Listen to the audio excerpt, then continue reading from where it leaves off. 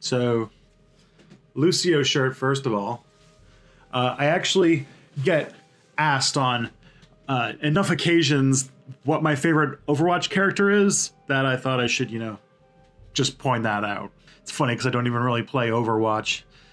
I'm not very good at it. Hello, welcome to Quick Step. I am wearing green today for a very different reason, and this is something that I'm sure you heard about if you watched my Cannabis video that came out about a week and a bit ago, that Canada, as of Wednesday, legalized recreational use of cannabis countrywide, the second country to do so, Uruguay. Anyways, this has been quite a thing. It's led to a very busy week on my behalf because, as some of you probably know, I work for a civil liberties organization, so we've been very busy educating people about what they can and can't do. And so I just wanted to give you a rundown since, this is my current event show where I talk about what's going on. And since this happened to me personally, I think that it would be interesting to talk about what cannabis legalization story was in Canada and what it looks like and where it's going. So it all started back in 2015. Now, Canada had its last federal election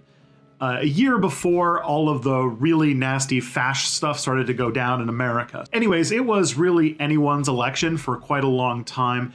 Stephen Harper had been prime minister for like 12 years at that point. And on top of that, you had the NDP, who were the official opposition, run by Tom Mulcair, who nobody was super excited about, but the NDP were a very powerful force, especially in Quebec. And you had Justin Trudeau. Justin Trudeau was the new and fresh young leader of the Liberal Party, which is typically a party for old, rich white dudes. And having a young, rich white dude, I guess, made all the difference for some reason. And he had various campaign promises, none of which he actually kept except this one. Yeah, the whole, getting rid of the first past the post system, we don't need that. I guess Prime Minister Pipeline wanted to have something that people would like him for. But anyways, he won the election in 2015, and he started pushing for cannabis legalization. It didn't happen until October of 2018, where actually the original plan was going to be Canada Day of 2018, so it's been delayed on numerous occasions by this point. And also on top of that, after passing the bill in order to get it legalized for October 17th, there's just been all sorts of weirdness that's been in the way. The Senate had all sorts of things to say about it. I feel like I could do an entire Quick Step episode about the Canadian Senate because it's a really weird place. But on top of that, I think the most important thing that we need to talk about is that there was really a mandate from the federal government,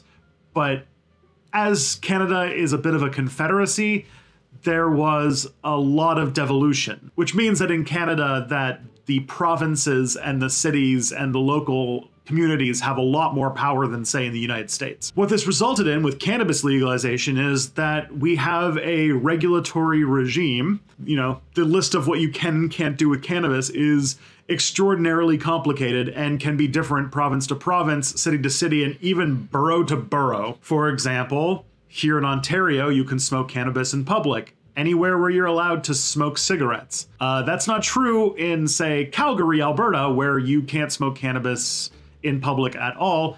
And on top of that, landlords are allowed to ban you from smoking in your apartments. There's actually no legal place for people who are renting to actually use it. And in the lead up to legalization day, we were running all sorts of stories about what was going to happen. We had no idea, old people were concerned that the world was going to end in some sort of fiery apocalypse. It was an oft-talked thing because, yeah, even though it's something that, we're re-legalizing, when we did ban cannabis back in the early 20th century, the world was a very different place. And so the idea of legalizing cannabis in Canada, being one of the first to do so, meant that we were going to be going into uncharted territory. So people are very, very scared of this scientifically shown to be pretty harmless substance. I just remembered the dumbest thing that I remember as a law that has been passed in order to make cannabis harder to deal with is that in New Brunswick, if you are growing a cannabis plant in your front yard, you have to have a fence around it that is at least 1.53 meters tall. That's a thing.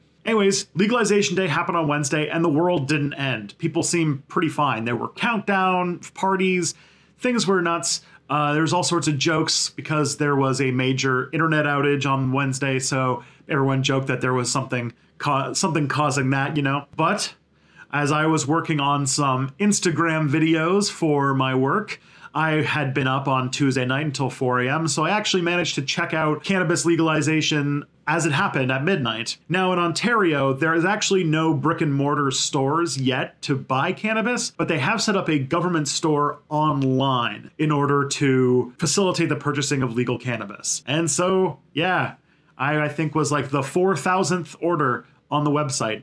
Or at least that's what my order number was, in the 4,000. So I was one of the first Ontarians to buy legal cannabis. It'll be here in something like 3 to 5 business days or something like that. And I think that like one of the most amusing things is the website. If you can get in, check out the website ocs.ca. It is just a truly perplexing website. It's just so surreal to see, first of all, a government-run FAQ on the benefits and risks with cannabis, including all of the corporate stock photos that you can see, and just these like official government language to say that THC can help with your focus issues or with decreasing anxiety and increasing creativity and things like that. It was just a very surreal experience. Then the store opened. And then, yeah, it was interesting to see a government store with this nice, white, minimalist corporate look with like bubbles and all sorts of things.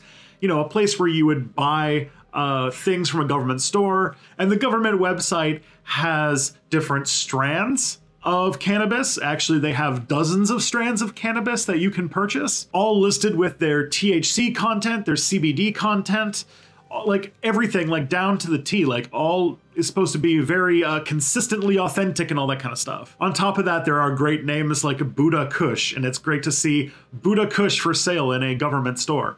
On top of that, you can buy government issue bongs, government issue grinders, and of course, government issue pipes with little logos on them and everything. It's like one of the most surreal experiences you'll ever have. So if you are an Ontario resident, or if you're just able to go and look at the site, I really suggest you check it out. It's so strange. Another thing that I think is really funny and kind of speaks to the whole late capitalism of this thing, because one of the things that cannabis has enjoyed over the years, I'm sure as many of you know, since I know I'm talking to a majority of the audience who are living somewhere where cannabis is still illegal, that it has sort of this counterculture feel to it, right? It's illicit, it's kind of bad, but as Thoughtslime would say, but let's be bad and let's smoke cannabis and that kind of thing. And so now that it's a perfectly legal thing that you can buy from the government store, the culture seems to be just open to change around it. And of course, if something's legal, then that means capitalism is gonna swoop right in and start to exploit it. I think one of the most funny versions of that I saw was an ad campaign, including flyers and things like that, from the Canadian pizza chain Pizza Pizza, in which they were having a sale in order to celebrate Legalization Day. I'm not saying that it's not a brilliant marketing idea. I think that Pizza Pizza knows their audience very well, but I just think it speaks to the corporatization of cannabis and how things are slated to go in the future. In about a year, Ontario says they're going to be looking at what to do about edibles, and there's already talks about trying to make CBD a little bit less regulated so that it can be put in all sorts of products, including Walmart, which wants to start selling CBD sports drinks and, like, I guess the opposite of an energy drink in their stores. Something that's being considered once we, you know, realize that cannabis didn't end the world and they start to relax the laws about where it can be sold and in what form. It's all really interesting, and I'm curious to see where it all goes. But at the moment, you know, nothing seems to have been different. I actually haven't enjoyed any legal cannabis yet. Actually, on the day when cannabis became legal, I went to a bar, so I guess, like, you know, things didn't change that much. But it will be interesting to see how cannabis integrates into our new society once, you know, everything is normalized and it's just a thing that exists. You know, smoking with your parents over the holidays or something like that. Who knows? Oh man, cannabis Christmas cookies.